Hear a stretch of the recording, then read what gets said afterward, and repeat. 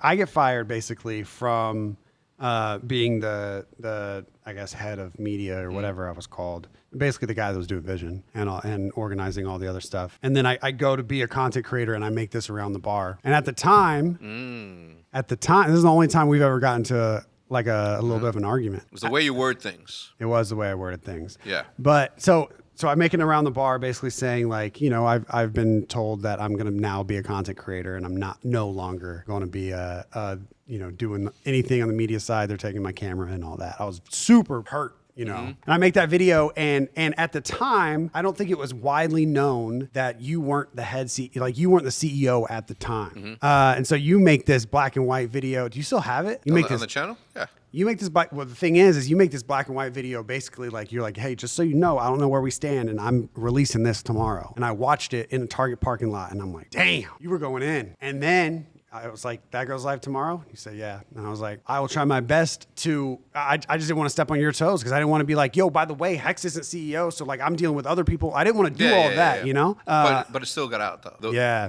Look at us now. Look at us. Hey, look at us. Yeah, look at us. But the thing is what I respect is you had me nervous. I went to bed that night. I was like, damn, I'm about to get blasted tomorrow. Like I feel so bad, and then you release the video. It was a completely different video. You're a little softy, man. I am. I've always been like this. I've always been a big brother. Therefore, I cannot punch. I can't punch my little brothers too hard. You know what I'm saying? Yeah. So I don't even remember what I said on the first one or the second one. To be fucking honest, I can't remember either. But yeah, I released the more from the heart. From the heart. Yeah.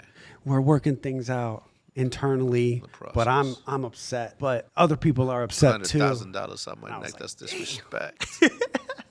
You think any bridges that have been burned between our side of things and people that have been seen as, I guess, opposition or didn't understand? Do you think those will ever mend? If this is a specific question about Jay, because he's the only person that I don't talk to still. Because I talked to Chris Cheney, I've talked to like some people. Some people there like rubbed me the wrong way, like really, really, really badly.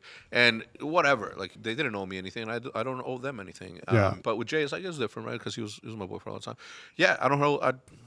Look at us now. You know what I'm saying? What is there not to be happy about? You know what I'm saying? So yeah, I don't have hate for anyone. I know you don't, but I have hate for things. Of course, we all do. Not for anyone. But like you said, you've always been like kind of that big brother vibe. If somebody's fucking up, you want to figure out how to help them not fuck up instead of just being like, damn, they gotta go. And a lot of people have said, they gotta go. So I didn't know if that's something you'd ever thought about. It's like, because like you said, it's the only person. Yeah. I had a few people in mind, but Jay obviously being the biggest one. I think eventually in my life I gotta, every once in a while that still doesn't sit right with me. But it's been a long time now. Again, I'm sure he has a great life. I have a great life. Even you still see two sides of the coin right now. There's esports orgs that are getting out of every esport, and then you got people that are still buying other esports orgs, still pushing. Farther, it seems like, into that world. Who do you think? Which is the smarter decision right now? If you're able to, look, I don't want. This is not financial advice by any means. Yeah, okay. I am a little bit intoxicated, so take what I say with a grain of tajin, because this is not me. We, the people around me, we feel very bullish about esports stuff. The viewership is there. The green wall is as strong as it's ever been. Still rebuilding, but we're as big as it's ever as it could have ever been. So for us, it's this is the thing though, right? Like for us, it's a way of life. For us, it's something that we get to do.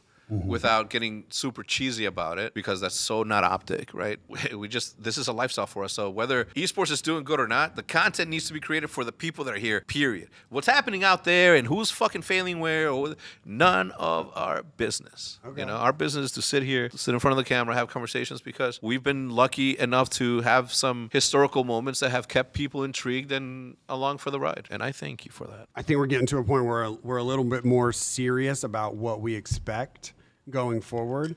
And like I think I've mentioned this in every fucking Around the Bar, it seems like, but Mr. Beast said the best part, what can't change is his product, and his product is the best videos possible.